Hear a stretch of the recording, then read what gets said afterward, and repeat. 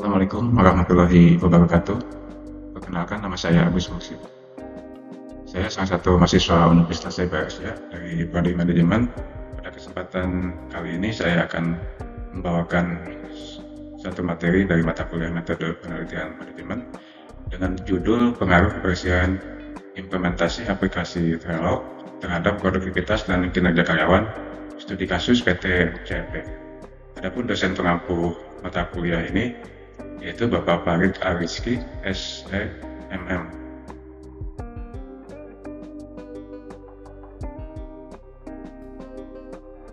Yang pertama, pendahuluan. Latar belakang masalah. Kolaborasi dalam bisnis memberikan berbagai manfaat seperti menumbuhkan inovasi, membangun network, memangkas biaya bisnis, dan menyelesaikan masalah. Proses kolaborasi ini akan sedikit menyulitkan apabila tim-tim tersebut berada di tempat yang jauh karena tidak dapat terpantau dan termonitoring tugas-tugas yang dikerjakan secara maksimal. Dengan kemajuan teknologi sekarang ini, sebuah keniscayaan dalam berkolaborasi antar tim, meskipun berada di tempat yang jauh, melalui sebuah aplikasi yang berjalan di semua platform, baik di smartphone maupun di komputer, PT Cetulang Perkasa mencoba mengimplementasikan penggunaan kolaborasi online aplikasi Trello untuk menunjang dan membantu kerjaan karyawannya. Dalam rangka meningkatkan kinerja perusahaan, sudah semestinya keterampilan SDM harus selalu ditingkatkan, terutama dalam penguasaan teknologi yang bertujuan untuk menghadapi era globalisasi. Penggunaan aplikasi digital akan membuat karyawan lebih produktif dalam menjalankan kerjaannya, karena mereka mendapat kemudahan menyelesaikan pekerjaannya dengan tepat waktu yang lebih singkat. Mohamed et al. Tahun 2017 menyatakan bahwa media sosial telah menjadi kebutuhan dalam sebuah organisasi dalam rangka meningkatkan produktivitas atau prestasi kerja di kalangan karyawan. Berdasarkan penjelasan di atas, peneliti akan mengambil tema dengan judul pengaruh keberhasilan implementasi aplikasi Trello terhadap produktivitas dan kinerja karyawan. Rumusan masalah. Berdasarkan pemaparan latar belakang di atas, maka rumusan masalahnya adalah sebagai berikut. Yang pertama, apakah ada pengaruhnya keberhasilan implementasi aplikasi Trello terhadap produktivitas karyawan? Yang kedua, apakah ada pengaruh keberhasilan implementasi aplikasi Trello terhadap kinerja karyawan? Yang ketiga, apakah ada pengaruhnya keberhasilan implementasi aplikasi Trello terhadap produktivitas dan kinerja karyawan?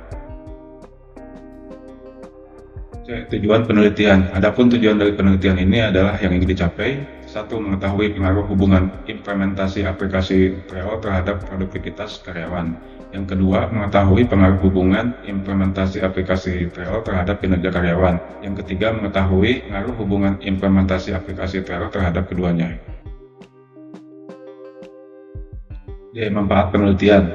Adapun manfaat dari penelitian ini adalah yang pertama, memberikan informasi kepada perusahaan sebagai rujukan dari hasil penelitian, serta menjadi referensi dalam pengembangan strategi ataupun keputusan perusahaan. Yang kedua, hasil penelitian diharapkan dapat menambah informasi dan pengalaman yang baru bagi peneliti sendiri. Yang ketiga, hasil penelitian nantinya diharapkan akan menjadi acuan pada penelitian selanjutnya. Yang berikutnya adalah bab 2 untuk tinjauan pustaka. Kajian teori.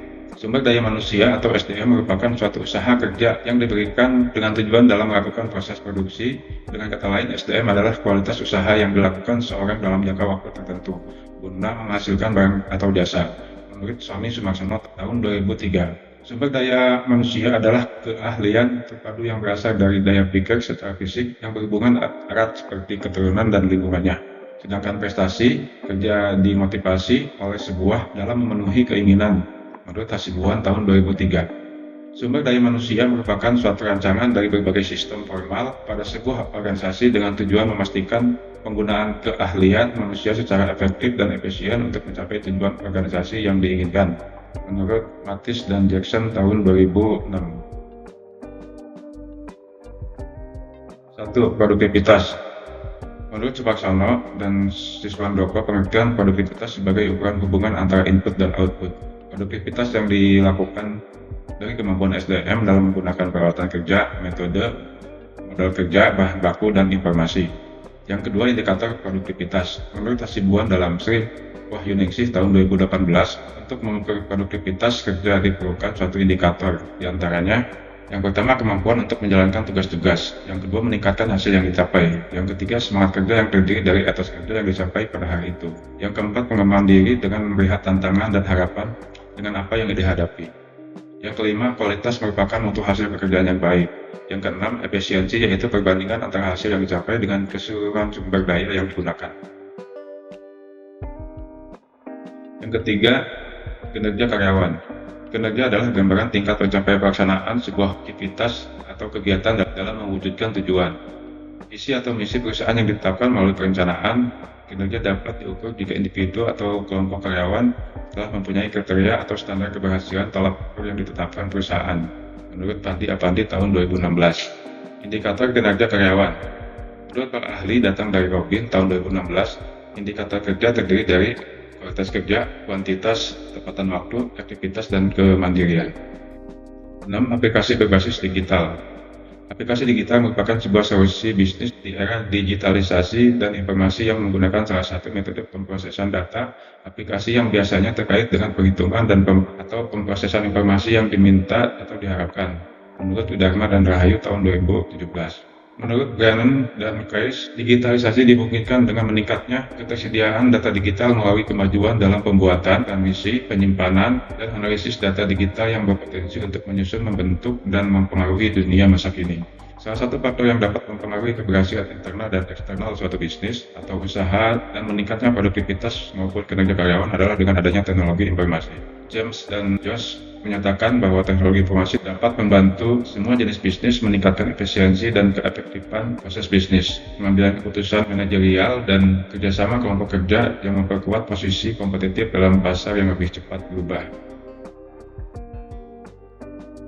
Yang ketujuh, aplikasi Trello. Trello adalah platform digital berbasis online untuk berbagi tugas yang memungkinkan siapa saja untuk saling terhubung dalam suatu proyek atau pekerjaan tertentu. Trello merupakan alat manajemen proyek yang ideal digunakan dalam kerja tim. Dalam aplikasi ini, seluruh anggota tim akan memiliki akses ke sebuah papan virtual yang terdiri dari beberapa tahapan pekerjaan. Setiap tahapan bisa diisi dengan catatan tertentu, to-do list, berupa gambar, file dokumen, video, dan lain-lain. Trello berfungsi sebagai sebuah papan tugas yang ditempeli dengan rangkaian kegiatan. Setiap kegiatan diberi keterangan berupa tugas-tugas yang harus dikerjakan dan siapa saja yang mengerjakannya. Hal yang membuatnya berbeda dengan papan tulis biasa atau metode stiker berupa Kanban yang ditempeli di dinding, sedangkan Trello cara mengaksesnya dengan cara digital dan bisa dilakukan multi-platform. Dengan kata lain, bisa diakses melalui smartphone dan PC ataupun tablet. Keterkaitan antar variabel. Satu, hubungan antara keberhasilan implementasi aplikasi Trello dengan produktivitas karyawan. Aplikasi digital merupakan terobosan sebuah perangkat lunak yang bisa dijalankan di berbagai platform di era digital sekarang ini. Menurut William dan Sauer dan Abdul Qadir dan kawan-kawan tahun 2005, bahwa teknologi informasi adalah teknologi yang menggabungkan komputasi dengan jalur komunikasi berkecepatan tinggi yang membawa data, suara, dan video. Dengan produktivitas merupakan perbandingan secara ilmu hitung antara jumlah yang diperoleh dengan jumlah sumber daya yang digunakan pada saat produksi berjalan, seperti bahan baku, pabrik, alat-alat, SDM, tanah, dan lain-lain. Menurut Pandi Apandi tahun 2016. Hipotesis 1, aplikasi digital berpengaruh signifikan terhadap produktivitas kerja karyawan. Teknologi informasi berpengaruh positif terhadap produktivitas karyawan, artinya semakin tinggi penggunaan teknologi informasi, maka akan meningkatkan produktivitas karyawan.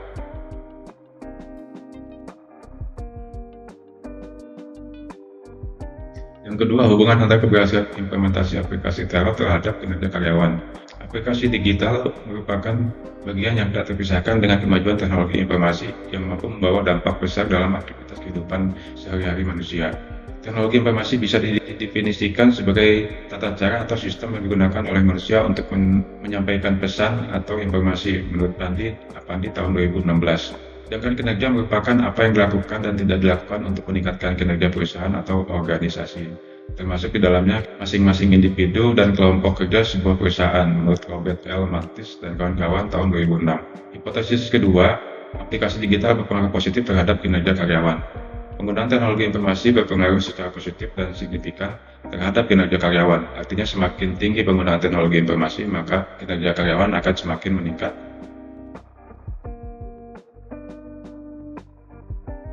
Penelitian terdahulu. Penelitian terdahulu adalah upaya peneliti untuk mencari perbandingan serta untuk menentukan aspirasi baru terkait penelitian selanjutnya.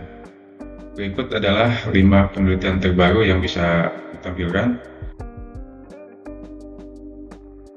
D. Kerangka penelitian. Kerangka pikir penelitian merupakan pola pikir yang menggambarkan hubungan antara variabel yang akan diteliti. Kerangka pikir penelitian sekaligus mencerminkan jenis dan jumlah rumusan yang perlu dijawab melalui penelitian. Teori yang digunakan untuk merumuskan hipotesis, jenis dan jumlah hipotesis, serta teknik analisis statistik yang akan digunakan menurut Sugiono tahun 2013. Kerangka penelitiannya sebagai berikut.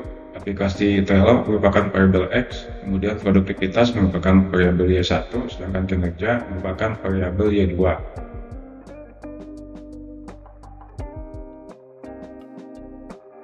Hipotesis. Menurut Sugiono tahun 2009, hipotesis yakni jawaban yang masih bersifat sementara terhadap rumusan masalah penelitian, yang mana rumusan masalah penelitian sudah dinyatakan dalam bentuk kenyataan. Hipotesis maka dikatakan sementara karena jawaban yang diberikan baru didasarkan pada teori. Hipotesis 1, pengaruh implementasi aplikasi Trello terhadap produktivitas. H2, pengaruh implementasi aplikasi Trello terhadap kinerja karyawan. Kita memasuki ke bab 3, metode penelitian. A. Objek penelitian. 1. Jenis penelitian. Penelitian ini menggunakan jenis penelitian kuantitatif. Penelitian kuantitatif merupakan penelitian yang menyajikan data berupa nilai atau skor atas jawaban dari responden terhadap pernyataan-pernyataan yang terdapat dalam kuesioner. Yang kedua, lokasi penelitian. Lokasi penelitian di perusahaan tempat peneliti bekerja, PT Catelam Perkasa, kantor pusat Jakarta Selatan. B. Data penelitian. 1. Sumber data dan jenis data. Penelitian ini menggunakan pendekatan kuantitatif yang merupakan penelitian yang berusaha menjelaskan suatu gejala, peristiwa, kejadian yang sedang atau sekarang menurut Julian Shah tahun 2015. Variabel yang diteliti bisa tunggal, hanya satu variabel, bisa juga lebih dari satu variabel.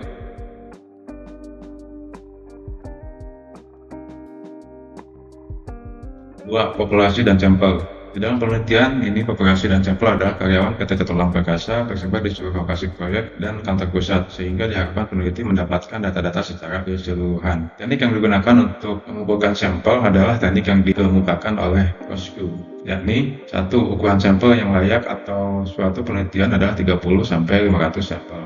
Yang kedua, bila ada pembagian kategori dalam sampel, misalnya berdasarkan tingkat pendidikan, jenis kelamin, dan lain-lain, maka jumlah sampel tiap kategori yang ditentukan peneliti minimal 30 sampel. Jika ada proses analisis multivariat seperti korelasi dan regresi, maka jumlah sampel minimal 10 untuk setiap variabel yang diteliti. Misalnya variabel penelitian dari 5, independen dan dependen, maka jumlah anggota sampelnya adalah 10 kali 5 sama dengan 50. Yang berikutnya adalah jika yang dilakukan adalah penelitian eksperimen, maka jumlah sampel masing-masing kelompok perlakuan antara 10 hingga 20 sampel. Berdasarkan saran pada poin ketiga Roscoe di atas, penelitian ini menggunakan 3 variabel, 1 independen dan 2 dependen, maka jumlah anggota sampel minimal 30 dikali 10 sama dengan 30. B. Teknik pengumpulan data. Untuk teknik pengumpulan data menggunakan kuesioner secara online menggunakan Google Form, observasi, dan literatur studi. 1. Kuesioner. Menurut Bimo Walwito, penelitian kuesioner adalah daftar pertanyaan dalam penelitian yang harus dijawab oleh responden. Setelah jawaban responden terkumpul, jawaban itu akan dipelajari dan dianalisis. Yang kedua, observasi. Menurut pendapat Kartini Kartono, observasi adalah pengujian dalam suatu tujuan tertentu untuk mengetahui sesuatu, terutama untuk bertujuan mengumpulkan data, fakta, skor, serta nilai suatu urbanisasi. Bisa juga disebut dengan pengungkapan kata-kata mengenai segala sesuatu yang telah diamati serta diteliti dengan lebih lanjut. Yang ketiga, studi literatur. Menurut M. Nasir, dalam bukunya yang berjudul Metode Penelitian mengemukakan bahwa yang dimaksud dengan studi kepustakaan adalah teknik pengumpulan data dengan mengadakan studi penelaahan terhadap buku-buku, literatur, catatan-catatan, dan laporan-laporan yang ada hubungannya dengan masalah yang dipecahkan. C. Definisi operasional. Definisi operasional merupakan definisi yang didasarkan pada sifat-sifat yang diamati dan juga merupakan salah satu unsur yang dapat memberikan petunjuk atau acuan tentang menghadapi suatu variabel yang dapat diukur, sehingga dapat mengetahui hasil penelitian tersebut. Adapun definisi operasional variabel adalah A. Variabel X. Variabel bebas adalah variabel yang mempengaruhi terhadap segala sesuatu gejala. Dalam penelitian ini yang menjadi variabel bebas adalah aplikasi Trello. B. Variabel terikat. Y. Variabel terikat adalah variabel yang dipengaruhi suatu gejala. Dalam tabel bisa ditunjukkan bahwa untuk jenis variabel, definisi variabel dan indikator serta skala. Definisi variabel, aplikasi Trello bervariabel X. Definisi variabelnya, Trello merupakan aplikasi platform digital berbasis online, berbagi tugas dan menginginkan siapa saja yang saling terhubung dengan proyek atau pekerjaan tertentu. Indikatornya adalah pengetahuan, keterampilan, dan sikap. Untuk skalanya menggunakan skala Likert. Kemudian jenis variabel produktivitas Y1. Definisi variabelnya adalah produktivitas adalah kemampuan untuk menghasilkan suatu ukuran yang mengatur sumber daya dan dimanfaatkan untuk mencapai hasil yang optimal. Indikatornya adalah 1 kemampuan, 2 hasil capaian, 3 pengembangan diri, 4 mutu, dan 5 efisiensi. Menggunakan skala Likert. Berikutnya adalah kinerja dengan variabel Y2. Kinerja adalah gambaran tingkat pencapaian pelaksanaan sebuah aktivitas atau kegiatan dalam mewujudkan tujuan, visi, serta misi perusahaan yang ditetapkan melalui perencanaan. Indikatornya adalah kualitas, yang kedua kuantitas, yang ketiga ketepatan waktu, yang keempat efektivitas, yang kelima kemandirian. D. Metode analisis data. Metode analisis data yang digunakan dalam penelitian ini adalah 1. Analisis regresi sederhana. Penelitian ini menggunakan analisis data kuantitatif yang merupakan perhitungan matematis. Digunakan suatu rumus regresi linear sederhana dalam penelitian ini dengan bantuan software SPSS. Rumusan yang digunakannya adalah Y sama dengan A ditambah PX, di mana Y adalah skor dari variabel dependen, A adalah konstanta, B adalah koefisien regresi, X adalah skor dari variabel independen. Nilai A dan B dapat dihitung dengan menggunakan rumus A sama dengan Y bar dikurangi B X bar dan B. Uji instrumen yang dipergunakan dalam penelitian ini adalah uji validitas dan uji reliabilitas dan menggunakan analisis regresi linear sederhana untuk mengetahui pengaruh aplikasi Trello terhadap produktivitas dan kinerja karyawan. Yang kedua, koefisien korelasi sederhana. Dalam penelitian ini menggunakan koefisien korelasi sederhana untuk menghitungnya menggunakan rumus R sama dengan jumlah XY dibagi akar jumlah X kuadrat dikali jumlah Y kuadrat, di mana X sama dengan Y dikurangi X bar dan Y sama dengan Y dikurangi Y bar, atau menggunakan rumus Pearson product moment. R sama dengan N jumlah XY dikurangi jumlah X dikali jumlah Y dibagi akar dari N jumlah X kuadrat dikurangi jumlah X kuadrat dikali N jumlah Y kuadrat dikurangi jumlah Y kuadrat, di mana N adalah banyaknya pasangan data X dan Y. Sigma X sama dengan total jumlah variabel X. Sigma Y adalah total jumlah dari variabel Y. Sigma X kuadrat sama dengan kuadrat dari total jumlah variabel X. Sigma Y kuadrat sama dengan kuadrat dari total jumlah variabel Y. Sigma XY adalah hasil perkalian dari total jumlah variabel X dan Y. Yang ketiga, pengujian hipotesis. Hipotesis adalah suatu perumusan sementara mengenai suatu hal yang dibuatkan untuk menjelaskan hal itu dan juga dapat menuntun atau mengarahkan penyelidikan selanjutnya. Menurut Hussein Umar tahun 2014, pengujian ini dilakukan dengan uji T, yaitu dengan membandingkan antara T hitung dan T tabel. Uji ini dilakukan dengan syarat jika T hitung lebih kecil dari T tabel maka H0 diterima dan H1 ditolak. Ini berarti tidak ada pengaruh yang signifikan antara variabel independen terhadap dependen. Jika T hitung lebih besar dari T tabel, maka H0 ditolak dan H1 diterima. Ini menandakan bahwa variabel independen mempunyai pengaruh yang signifikan terhadap variabel dependen. Analisis berdasarkan pada perbandingan nilai signifikan dengan nilai signifikan 0,05, yang mana dengan syarat sebagai berikut. Bila nilai signifikan lebih besar dari 0,05, maka H0 diterima, H1-nya ditolak. Dan bila nilai signifikan lebih kecil dari 0,05, maka H0 ditolak dan H1 diterima. Dalam penelitian, hanya ada satu hipotesis yang benar, yakni hipotesis yang secara terbukti atau diterima pembuktian penerimaan hipotesis ditujukan oleh tingkat signifikan hasil uji statistik.